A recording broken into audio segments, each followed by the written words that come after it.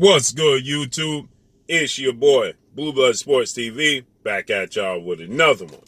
So we got some interesting news. As two-time welterweight world champion superstar boxer Showtime Shawn Porter, he expects the highly anticipated purse bid between himself and his team, his father, trainer, and manager, Kenny Porter, who is going to be sitting idly, waiting to see how things play out with undefeated three-division world champion, former junior welterweight undisputed world champion, currently the WBO welterweight world champion, who is widely considered by many to be #1 pound-for-pound best fighters in the world, and Terence Crawford, as the WBO, World Boxing Organization, has ordered that Terence Crawford face off against Shawn Porter.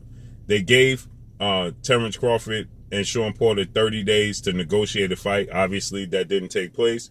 And now we're going to get the highly anticipated, well-publicized for the first time, or one of the first times, purse bids publicly. So, Terence Crawford, 37 wins, no losses, no draws, 27 big wins by way of knockout. Terence Crawford is 33 years of age, stands at 5'8", with a 74-inch arm reach. He's widely considered to be one of the best fighters, if not the best fighter in the world. And this is going to be considered the biggest step-up fight and the biggest challenge in Terence Crawford's career between himself and Shawn Porter. Okay, Shawn Porter has faced the who's in the sport of boxing. Shawn Porter, he has 3 losses on his resume. Because he lost some of the biggest fights in his career, but people will say that Shawn Porter has lost the biggest fights in his career, which is not true. Shawn Porter, 31 wins, 3 losses, 1 draw, 17 big wins by way of knockout. Shawn Porter himself is 33 years of age as well, stands at 5'7" with a 69-inch arm reach. Okay, Shawn Porter is an absolute dog. When you look up a dog in the sport of boxing, Shawn Porter's picture should come up. Okay, Shawn Porter is rough, rugged. Shawn Porter is versatile. He can box on the outside. Shawn Porter is going to press you every second of every minute of every round. He's going to test your will. He's going to test your heart. He's going to test your endurance. He's going to test everything about you in the ring. Okay, Terence Crawford, undisputed at junior welterweight, but Terence Crawford has yet to have that massive, mega legacy showdown with a surefire future Hall of Famer. This is going to be the first guy that's a surefire future Hall of Famer.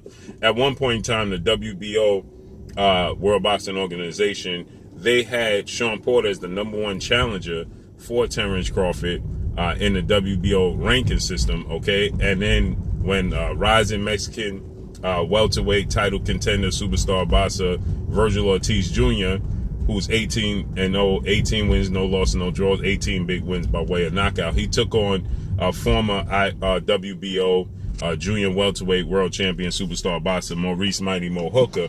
And when he took on and defeated Maurice Mighty Mo Hooker, they elevated Vergil Ortiz surprisingly to #1 and reversed the roles and put Shawn Porter at #2. That was surprising, okay, to many. But with that said, out of nowhere, the WBO, they decided, hey, listen, we need Terence Crawford to defend his title against another superstar. We need him to do something, okay? Yes, he's had 5 fights at welterweight. He defeated former WBO welterweight champion Jeff Horn, after Jeff Horn shockingly got a victory over Manny Pacquiao, which was unwarranted in my opinion, and Jeff Horn was awarded the WBO champion. Then Terence Crawford, he moved up from junior welterweight, challenged Jeff Horn, and he beat Jeff Horn, stopped Jeff Horn. So his last 5 fights at welterweight, he's got knockout victories, and he stopped his opponents. But nonetheless, they're not high-profile name opponents. They're not big-name opponents, okay? And people want to see Terence Crawford validated as the #1 fighter in the world. They want to see if Terence Crawford is truly can live up to being the #1 best fighter in the world. And so, with that said, this fight with Shawn Porter, who's been the 3 losses he has, is to now unified, undefeated WBC IBF welterweight world champion superstar boxer, who's widely considered by many to be top 3 best pound-for-pound fighters in the world, and Errol the True Spence Jr. 27 wins, no losses, no draws. 21 wins by way of knockout, 31 years of age. He also lost, defending his title against former IBF welterweight world champion, British superstar boxer, Special K, Kell Brook. He lost that fight, close fight, but as Shawn Porter, he puts it, I didn't make proper adjustments. I fought the same exact way for 12 rounds. I didn't make any adjustments, and I lost, right? So he's admitting of that, and he lost a very close razor-thin fight to former unified welterweight world champion superstar boxer Keith one-time Thurman. Okay, so Shawn Porter has lost to Keith Thurman, he lost to Errol Spence, and he lost to Kell Brook. But all three of those losses were very, very, very close fights. Okay, the Keith Thurman fight, some would say, could go either which way. The Errol Spence fight, people said they had it a draw. Some people said they had Errol Spence winning. Some people said they had Shawn Porter winning up until the 11th round when Errol Spence got a knockdown, and then he clearly won the 12th round. So that proved to be the difference in the fight. And the Kell Brook fight, was a huge step-up fight for Shawn Porter, but Kell Brook was relatively unknown here in the States. Not too many people knew who Kell Brook was. And Kell Brook did a lot of excessive holding in that fight. So the fact that Kell Brook did a lot of excessive holding in the fight, he wasn't called out on it, that proved to be the difference. But nonetheless, Shawn Porter, he just didn't make any adjustments to Kell Brook's excessive holding. He didn't make any adjustments, as he stated. That's on me. That's my fault. I didn't make any adjustments in that fight as I should have, and it cost me, and it did, right? So with that said, Shawn Porter understands where he came up short against Kell Brook, and not to mention, Shawn Porter understands that this may be his last opportunity at a massive fight. Okay, Shawn Porter, like everybody knows, he came up short against Keith Thurman, Errol Spence, and Kell Brook, right? More so Errol Spence and Keith Thurman. The Kell Brook fight was a little more rough and rugged. It was a little more, decisive, because he just didn't shake loose from all the excessive holding. But nonetheless, he understands where he came up short, and he knows that this could possibly be at 33 going on 34, his last opportunity at proving that he can get over the hump. He can win the big fight. And so the biggest fight he's won against Danny Garcia. So this would be the biggest victory on Shawn Porter's resume. And he gets the opportunity to prove the world wrong, right? Is Terence Crawford worthy of being considered top 3 or number 1 best pound for pound fighter in the world? So a lot of questions will be answered in this fight. So Shawn Porter, he states that he believes that this is going to be a very quick and swift purse bid. Now, he did say he could be wrong. He said, I could be wrong, definitely could be wrong. But he says, I believe that this is going to be a very quick and swift purse bid. I get the feeling that Shawn Porter understands, unless there's going to be a surprise bidder, he understands what direction this is going in.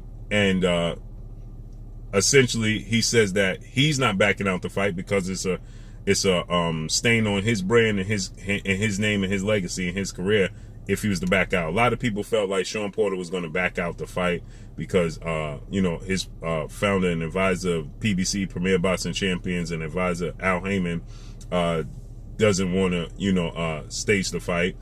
Terence Crawford, on the flip side, people saying Terence Crawford may pull out. Legendary promoter, top ranked CEO and promoter Bob Arum, in which Terence Crawford owes Top Rank and Bob Arum another fight. People feel, as the comments Bob Arum made, that Bob Arum doesn't want to pay for this fight. And so with that said, a lot of people feel like the fight is not going to happen. But Shawn Porter, he stated it's absolutely going to happen, and that there's no way he's going to back out. Now, we know the history of this. Back in August of 2020, when Shawn Porter fought Sebastian Famila, undefeated fighter, he got a unanimous decision during the pandemic, and we're still in pandemic, but at that time it was at its height. And Shawn Porter, he said that he had a conversation with Terence Crawford. He reached out to Terence Crawford and he asked Terence Crawford, is this something that could be made? And that it started to manifest as the fans started to call for it more. It's something that he didn't truly think of in the beginning when it was being mentioned, but as it started to manifest and as he started to see the fans calling for this fight, it started to be his number one objective. And so he said that, Terence Crawford informed him that he had bigger plans, but if those plans fell through, he would revisit the possibility of fighting Shawn Porter. Those bigger plans was Terence Crawford trying to secure a showdown with legendary 8-division world champion, iconic Filipino superstar boxer Manny "Pat-Man" Pacquiao, but it never came to fruition. Terence Crawford had been trying to secure that fight for the better part of 5 years, and it never came to fruition. So at that point in time, it didn't come to fruition, but Terence Crawford didn't revisit Shawn Porter. He then fought Kell Brook in November 14th, and he defeated Kell Brook via stoppage, impressive fashion. So after that, Shawn Porter took to social media once again, and he stated that the fans are hungry to see the best fight the best. They want to see me and you fight Terence Crawford. He added Terence Crawford on social media, and he said, let's make it happen. And he says, let's feed the fans. And Terence Crawford, he responded, he said, now you're testing me. Just stay on standby, and if my plans fall through, then I'll revisit the possibility. Those plans, again, was for him to try to fight Manny Pacquiao, and again, it fell through. As the investment group in Abu Dhabi decided to pull out, according to Bob Arum, and they wasn't willing to put up the money, and then Bob Arum, he stated that he wasn't willing, or ESPN and Top Rank wasn't willing to put up the money for the fight either. So it fell through, and Terence Crawford has been sitting on the shelf since. There's a lot of talk and a lot of reports that we could get Terence Crawford and Shawn Porter in November.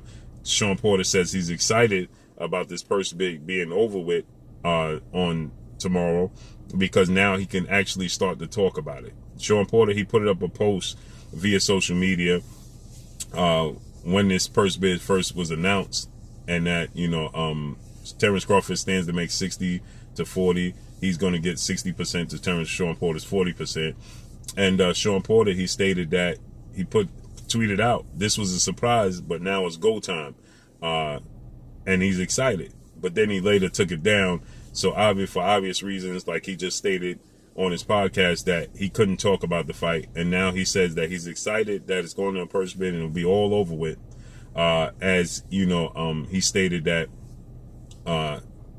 everything will be settled and they could talk about it from there moving forward. So I believe that Shawn Porter is very aware of who's going to win this purse bid. Again, unless an unforeseen bidder comes out and bids on this fight. I believe that Eddie Hearn, Matchroom CEO and promoter, who has a partnership with DAZN, I think he'll be a surprise bidder. I think he's going to come out of the woodworks, and I think that he's going to, place a bid. I'd be very surprised if Eddie Hearn doesn't bid on this fight. And so I think that Eddie Hearn is going to come out and look to bid on this fight. But I believe overall, Shawn Porter is very well aware of who's going to win this purse bid. As he stated, that he believes it's going to be very quick and swift purse bid. He don't think it's going to be a long, dragged out process, which leads me to believe that he knows who's going to win this purse bid, whether that be Al Heyman, whether Al Heyman and Bob Arum have an agreement in place already. And I think the reason why Shawn Porter, he states, I could be wrong. The reason he says, I believe it's going to be quick, but then he says, I could be wrong, I believe is because Shawn Porter understands that there can be a bidder, an unforeseen bidder, come out of nowhere, come out of the woodworks and place a bid that they don't know of, because as long as you have a promotional license, you can bid on this fight. So let's see how this unfolds and plays out. We'll be live, working this and talking about this purse bid. So tune in tomorrow, 1 p.m. Your boy Blue will be live and we'll be discussing this purse bid. But that's all I got for y'all. Make sure you hit the like button. Drop a comment in the comment section. Let me know what y'all think. Y'all already know what it is. It's your boy Blue, Blue Blood Sports TV. Hate, like, comment, and subscribe. If you haven't subscribed, hit the subscribe button. Hit the like button. Hit the bell icon to get all the new notifications. Follow me on Instagram at Blue Blood Sports TV, all one word. Y'all already know what it is. Shout out to the entire LDBC. Shout out to New Media. Shout out to Black Media Row. Make sure you like and share these videos. That's all I got for y'all. Peace. This is Amanda, the Real Deal Serrano, and you're watching Blue Blood Sports TV.